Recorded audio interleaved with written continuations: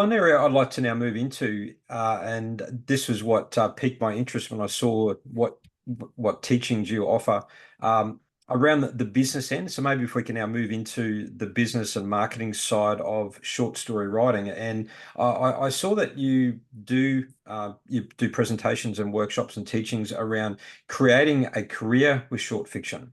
So I'd like to sort of focus in on that now. And my Okay. first question is finding markets in terms of where are short stories being published. You've already alluded to the fact that there are potential earnings to be made from submission of short stories and being published in magazines and so on. So, in terms of finding the market for your short story, can you explain what's available out there? There are any number of publications. Some pay well, some don't pay at all. Um, so various ways you can find the markets. Obviously, the newsstands, you're going to see some magazines like I know in the US, I don't know how international they are, but Ellery Queen's Mystery Magazine and Alfred Hitchcock's Mystery Magazine are the two #1 magazines for crime fiction. So you start at the top, and those are available on the newsstand by subscription. And then you can also look at the smaller presses. There are any number of smaller magazines like a Dark Yonder, Mystery Tribune, Mystery Magazine, Black Cat Mystery Magazine that I edit, uh, Sherlock Holmes Mystery Magazine. And there are several magazines that usually you have to spend some time on the internet using Google or another search engine to find them.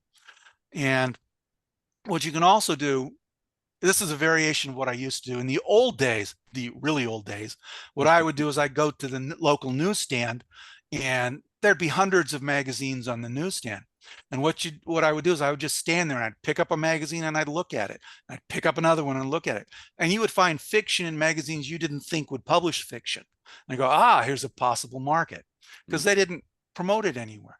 Well, you do sort of the same thing using your search engine. Is search for, say, calls for submission crime fiction, calls for submission romance, submission guidelines. So the calls for submission and submission guidelines are a couple of key words, and then specify by genre. And I have found calls for anthologies, calls for magazines I've never heard of by doing that. And there are a great many of them out there. So if you're serious about it, that's a #1 way you can just start from scratch. Beyond that, though, is something you can do is to follow editors on their social media. For example, Maxim Jakubowski, who's edited several anthologies, the only place I've ever seen his anthology calls are on his Facebook feed. I mean, they might be somewhere else, but I've never seen them anywhere else. And I've sold, I think, 2, maybe 3 stories to him over the years from that. Also follow your favorite writers. If there's a writer you know who writes something similar to what you write or similar to what you'd like to write, they put on their Facebook feed. We are not shy people. We may sit in a room, but we will tell people, I had a story published here, I had a story published there, I had a story bought by this magazine. Follow those writers. And the moment they list a story sale, bingo, get on the internet and find out, where is it? What do they pay? What are they looking for? Could I send them something? And then you start to build this whole long list of possible markets for your work. And then beyond that, as you're developing a career, is you can start working with fellow writers. It's kind of cheesy to call it networking, but in a sense it is. I've got maybe half a dozen writers who write things similar to what I write, and we share insider information. It's not a critique group. We don't read each other's work.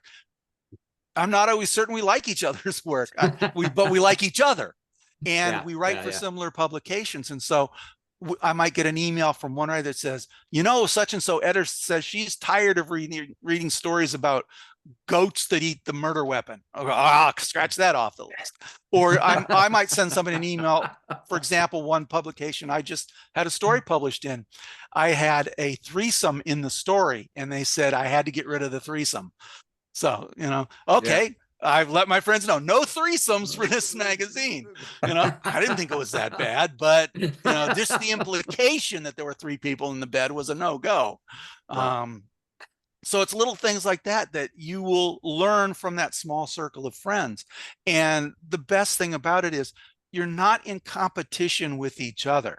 And that's something early career writers don't quite understand.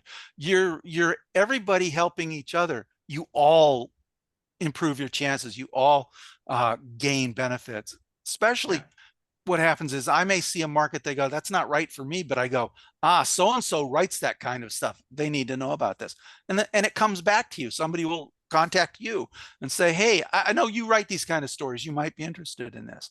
So developing that network of writers of similar work is incredibly beneficial to a career. And moving forward, another thing you discuss is how to turn that first sale into multiple sales. So once you identify the markets and perhaps you have those early wins, how do you progress that into multiple sales? There are two different directions that concept takes. The first, most obvious is if you sell a story, say with a private eye, you think, well, can I write another private eye story with this same character? And you can develop a series, and that will help you sell more. But in a more specific sense, for example, one thing that happens if you've been sending stories to a magazine and they keep rejecting them, and then one day your 27th submission they accept it, you need to sit down and look at what is different about this story. So maybe it's the first 26 were all told in the first person by a crazy cat lady or a crazy cat guy. Let's not be gender specific here. But this one is told from the point of view of a hardworking paramedic, and they took it and you go, oh, maybe I had the wrong character for this publication. Or maybe everything you sent was in the first person, the one they bought was in the third person. You go, maybe it's how I chose to tell the story. Maybe all the ones that it may be worth checking whether the editor's changed. That is also important because they do change. But what you do is you look at what the difference is and what sold and what didn't, and then you don't mimic it for your next submission, but you use that to guide your next submission. So if there's something obviously different about this, it may just be that you got better after all this time. Praise the Lord, we all want to get better. But it could be that there's something specific that you did that made it more marketable for that particular publication. So you try to replicate the basics, the format or the point of view or the characters in some way, and see if that can get you a second sale and a third sale. One of the things that does ultimately is with some editors, maybe they change magazines, and I've had that happen a couple of times, and they will contact me later and say, would you write for this new magazine? Or one magazine editor, I'd sold him only 2 stories before he changed, but he moved to another country, started from the US to Germany and started editing for a line of German anthologies. And he said, would you write for me? And I go, well, yeah. So you've built that reputation with an editor who then remembers you down the line for a project or an opportunity. The other thing, and this ties back into your network of friends, is by sharing all this information, when the day comes that maybe you become an editor or your friend becomes an editor, they remember you and they help lead to additional sales. I liked working with so-and-so. So you're taking what it is you're writing and looking at how it's created and what it is, and then you're building that reputation with a specific editor and trying to build on it. Or sometimes once you've got a couple of sales, I've done this a couple of times. I had one editor, I asked, are you looking for something specific that you're not getting? And he wrote back and said, I'm looking for stories with older characters. All I'm getting are 20-year-olds. So I wrote him a story with a 40 or 50-year-old protagonist, and he bought it. So I filled a niche that he needed, but he hadn't asked for. I had to ask him. So those sales come from building that reputation. Something just making a step back about finding markets. I mentioned earlier that I'd come across or stumbled across this twist in the tale, which is this writing competition. And literally, I haven't actually done one of their competitions yet. Because it starts today in about an hour's time. Um, but what they do each week is what's known as a side quest, and they can be like the last one was 180 words, and you have to submit this 180 words. But what it does have is that when you submit it, it actually every time you refresh the page, it gives you 3 options of where you could submit that story. Cool. So yeah, so it shows you the magazines, or often when they're microfictions or almost nanofictions with this, is they're online magazines, because obviously the cost of producing very short stories is prohibitive. But online, it's something they're looking for. They're looking for content, and they'll say the magazine that's wanting it, or the publication that's wanting it, how much they pay, whether they pay. And links to that magazine, and submission links. And so, some of them are like a flat rate of $20. Some of them it's a per word sent amount, or other ones it's unpaid. But you're getting your name out there. So that's a great way to discover new ways. And I mean, obviously, being an American site, I mean, I think this is its first year of existence. But being an American-based, most of those publications are going to be American. However, it's still they're accepting international submissions. So it's a way of learning new sort of places that you could get some of your writing out. And that's an important point too. No matter where you live, there are publications all around the world. Yeah. Don't limit yourself to the country you live in. Don't even limit yourself to the language you speak, because sometimes they will read submissions in your native language and translate them if they like them enough. So, don't limit yourself, and don't limit yourself in that way either. There are weird things. There was once a place that published short stories on the backs of coffee bags. It was a coffee company. Okay. I've seen short stories published on t-shirts. It's like, it's weird, but keep yourself open to anything. Are you finding a lot of these magazines that were so traditionally, your comic book style newsstand paperbacks, are they now moving to more of a digital format?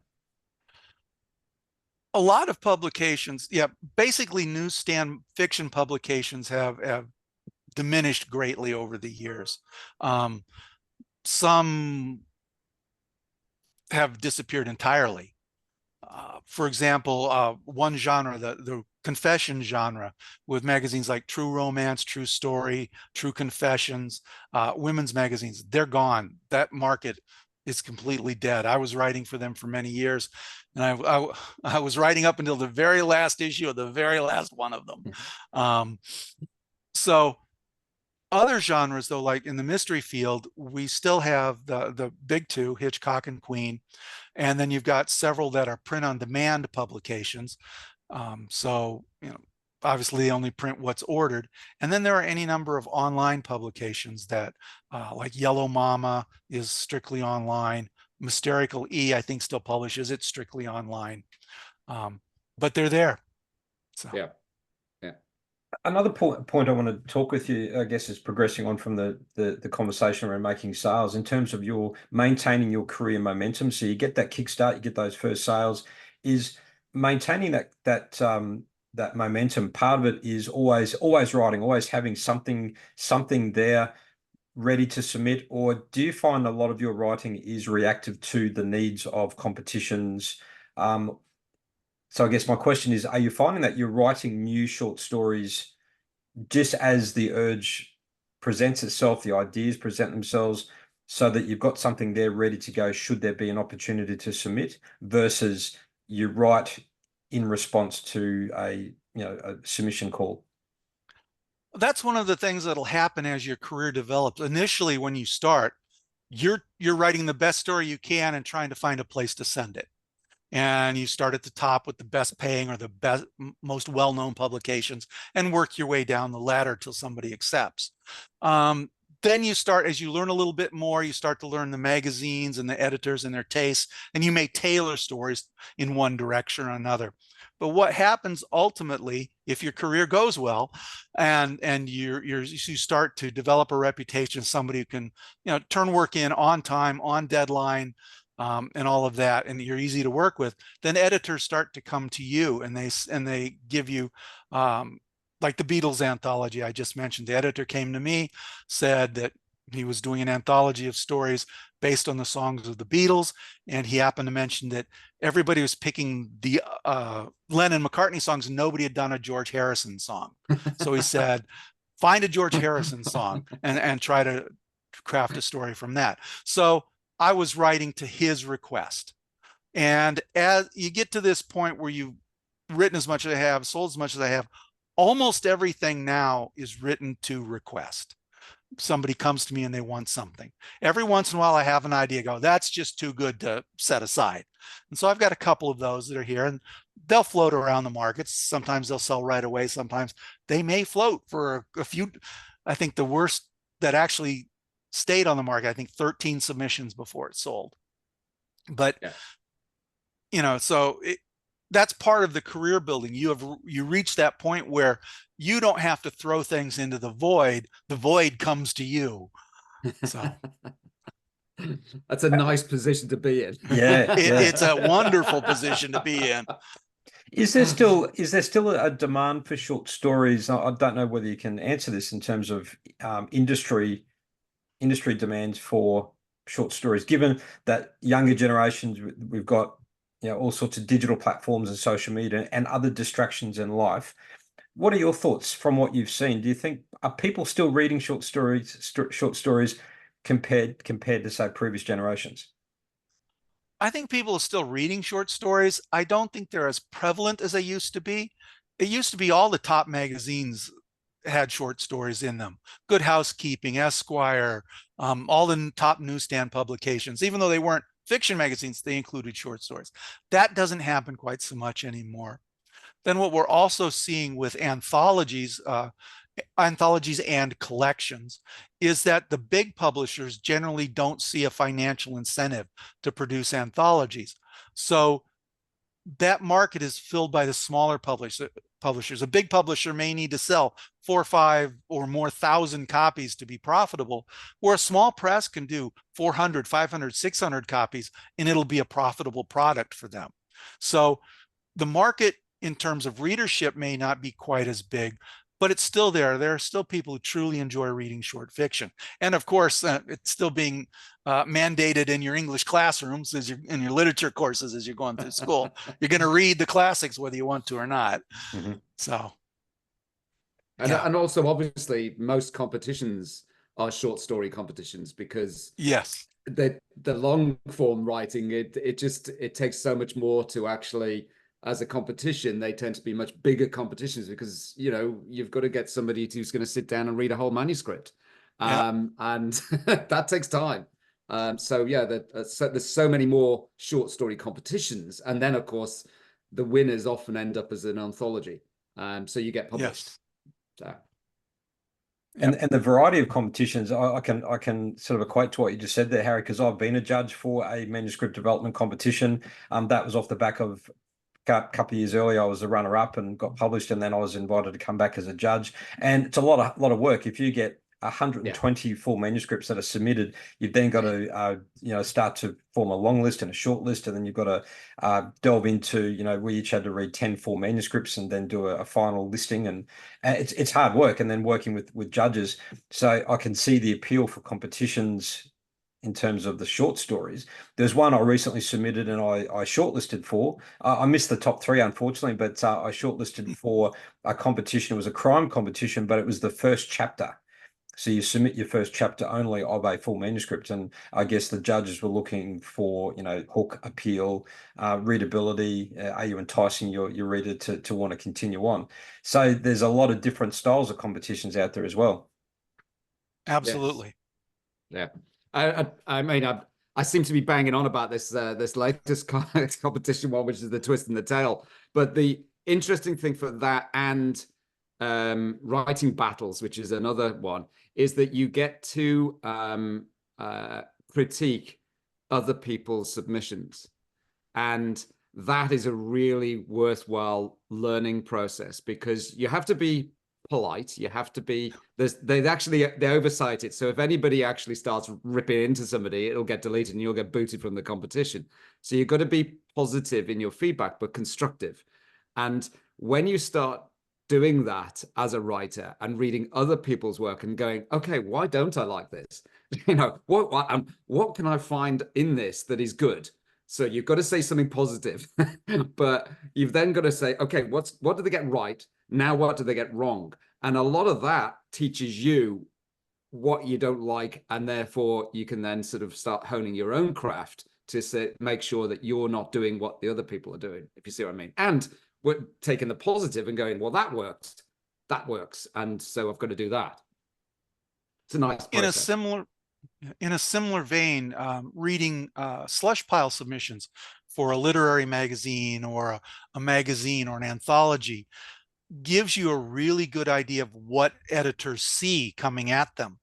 Yeah. And one of the things you'll learn is either A, I need to work a whole lot harder, or B, I don't have to work much harder to beat most of these.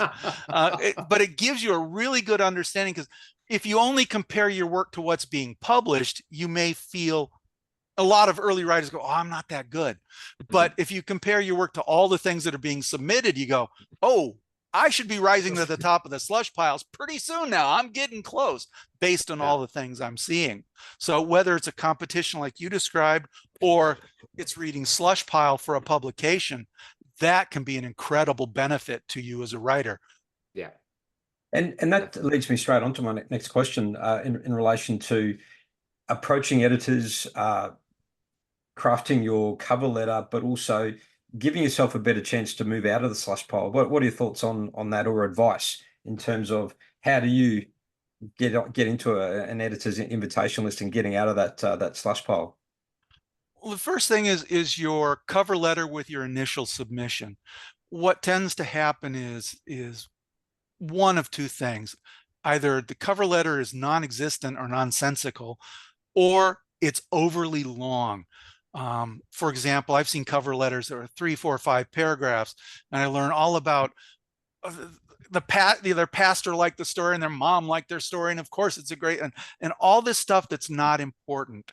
A cover letter generally should cover essentially 3 things: the title of the story, the length, maybe 4 things, the subgenre, genre, and what you're submitting it to, especially if that editor edits multiple things. So you might say attached, since it's email, attached is cool paramedic story. It a 4,000 word noir story about a paramedic that I think is appropriate for your upcoming anthology, Paramedics in the Wild. Boom. And sign off. Thank you very much. I look forward to your response. Now, you can add to that if you have something to add. For example, I've been a working paramedic for 12 years. Boom, that gives you some credibility. You don't have to get into detail. Or if you say, I have won X number of awards, the editor going to pay a little bit more attention. Or my work has been published in and named 2 or 3 of the top magazines in the field. But you don't need a lot more than that. Just make it simple and basic. So as an editor, I'm reading, okay, here's the story. It's the title's okay. It's the right length. It's for this thing that I'm editing, and I'll give it a go. I'll read it. So that's the first step, getting the editor's attention to read your story. Some editors don't even read cover letters till after they've read the story, because they've been burned by reading all these weird cover letters. You also don't want to sound crazy in your cover letter. That's not a good sign. But I've also received some submissions. There's no cover letter at all. It's just nothing. It's just an attachment. And I go, I'm leery of that, because usually just random attachments are scummy stuff. Sometimes they turn out to be real short story submissions, or it's here it is. Well, okay. So then once you've got the editor has read your story, they like it, they've accepted it, then you go through the process that most editors, I mean, unless you're God's gift to writing, you're going to be edited. They're going to want to change some copy, some commas. They're going to rearrange a sentence or two. They may want you to explain better this detail that makes sense to you, but isn't on the page. There's going to be some revision, some rework, and you work with the editor. Sometimes it's simple and you say, yes, I accept all your changes. Or you may say, I accept these 7, but this one, I see why you wanted to change, but I think here's an idea that works better. And you propose that. Most editors, at least the ones I've dealt with over the years, are willing to work with the writer because the goal is to make the story better, make it publishable, make it appropriate for the editor's publication. So, and you've turned they said, I need this by Thursday, or I need this by the 1st of next month, or whatever, and you meet the deadline, turning it around. You prove yourself easy to work with. You sign your contract, you turn your contract around promptly. They ask for additional information. So for an anthology, they might ask you for a short bio, and they say it has to be 75 words and it needs to be like this. You follow the directions. So you're establishing that you are somebody that they are like to work with, that they're willing to work with. And so what happens then is the next time, you're not really out of the slush pile yet, but the next time your story comes in, maybe they're looking through all the submissions, go, cool, here's a story by Jack Roney. He worked really great last time. Let me move that to the top of the pile and take a look at it. And so they may say, okay, yeah, that still needs a little work there, Jack, but you were great to work with before. Let's see if we can do it again. So you do that 2 or 3 times with an editor. And then over time, you will have learned what they like and don't like. And so your stories theoretically need less and less work, because you know that the editor always puts in Oxford commas. They always spell out OKAY. They don't like OK. Certain, whatever, it may be the editor's personal thing, or maybe the publisher's house style. And if you learn that and you submit and your stories get cleaner, then what happens, and more than once, an editor who edits an anthology or a periodical, sorry, a magazine or a periodical of some sort, they may get an opportunity to edit an anthology.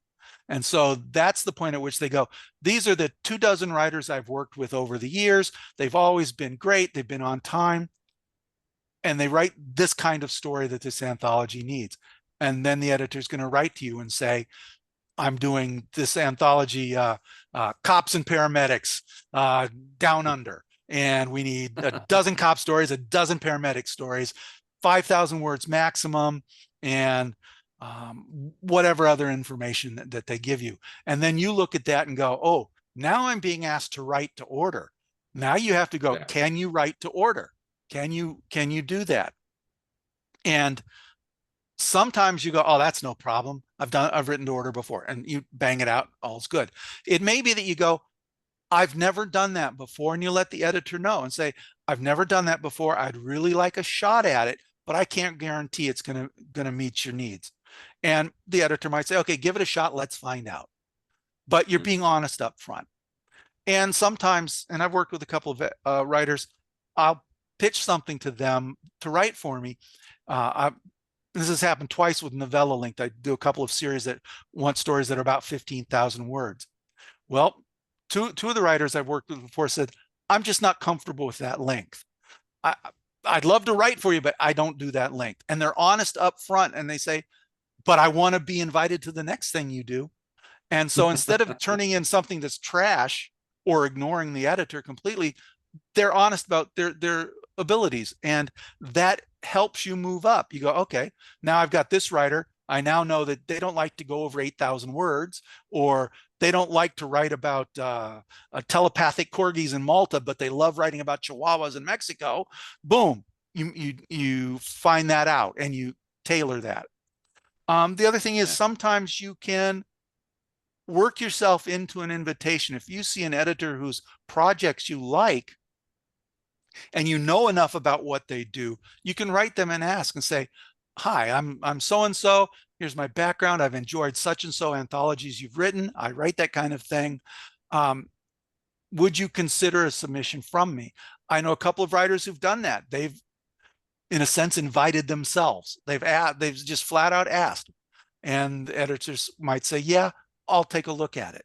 They might not, you might not get the guarantee sale, but you get an editor looking at something. And once you've done that, again, you get on that editor's list. And the vice versa, you can totally blow it and maybe not be on that editor's list again. But it's all part of the being professional, being honest, and advocating for yourself by being professional. One of the worst things you can do is at the other end is fail to respond to the editor. If they invite you to something, even if the response is, I'm sorry, it's not appropriate, or I don't have time, be professional about it. And what's also bad is if you accept the opportunity and come deadline, you haven't delivered that story, you might not make the list next time, because give your editor a heads up. If you know ahead, things happen to all of us. The neighbor runs over your dog, your mother's in the hospital, something is interfering. You can tell the editor 2 weeks out, I've got a good draft, but I can't finish it because, can I have an extra week or 2 weeks or whatever? And be honest. And a lot of editors, if they've set up their schedules, probably say, yeah, I can give you an extra week or an extra 2 weeks. Thanks for letting me know. But to just ghost the editor, that's a career killer. So that's basically how you move out of this. Talk. Yeah. Yeah, we do talk. Yes. There's no I've official list. I've heard of that Harry Golfer. He doesn't turn, he just goes to me. Ghost me, yeah. So Michael, the ghost story you don't want to be in. What I'm in terms of a final takeaway, we'll start to wind up. But it seems to me that from what you're saying, in terms of for those people, those writers who are looking to have a long-term career and build networks and build credibility with submission of short stories, it's very much about developing those professional relationships, meeting their expectations, developing trust and credibility over a long period of time. Would you say that is one of the key takeaways or the key secrets to success if you're wanting to have a long-term career, a successful career as a short story writer? It's very much about establishing and maintaining those relationships. Absolutely. It is a long-term commitment. There aren't too many flash in the pans who make it. They hit the market with the first 3 or 4 stories, and then they get some rejections and they disappear. Longevity benefits you. One of the things I learned is over almost 50 years is there are many times when I had the story that was at the back of the magazine or the middle of the anthology. My name on the cover was "and more" or "and more stories by." So while other big names are touted, but I was in there. And it's only been in the past half dozen, maybe 10 years that I've started getting recognition and award nominations and things like that. But I didn't get to that point on day one. And if you expect to be, superstar on day one, that will probably kill your career quickly. Realize if you really want to be a writer, whether it's a novelist or short story, be in it for the long haul and know that there's a certain amount of grind. But if you want it, you can achieve it. Yeah. I remember someone's advice, I can't remember who it was talking about, if you write 100 short stories, hopefully there'll be one good one there, so just persist. And sometimes you just need to write, and that gem of an idea will present itself. So just keep persisting, keep writing. If you don't crack it the first time, just keep pushing on. Absolutely, because the second 100 there might be 2 good stories. Yes. That's what you're shooting for. Pretty soon you're right. The next somewhere along the 100 stories there's only a couple of duds because you've now built to that point, but you don't get there overnight. Yeah. No. And I think that might be a really good way to wrap things up. And that's really fantastic advice. I've certainly learned a lot, and it's kind of reinvigorated my interest. I have dabbled in short stories, and I know Harry has as well. And my focus more recently has been the long form writing. But it certainly opens up my eyes. I'm sure people listening to this will see there are great avenues out there for short story submissions, competitions to build a career out of this. So thank you so much, Michael, for giving us your time and sharing your expertise and advice. I'm very confident that our listeners to this episode will get a lot of benefit from what you've shared. So thank you so much. Thank you for inviting me. This has been great. It's been good fun. It was and wonderful talking to you. Yeah. yeah, we're always looking for people to come back, and we'd love to chew the fat with you again on other topics if you're ever up for it. Oh, sounds great to me. Okay, Brilliant. well, on that That's really note, good. thank you, Harry. Thank you, Michael. We'll call it a day this time. But thank you so much for your time, and we'll look forward to chatting to you in the future. And all the best with your future endeavors, Michael. Thank you.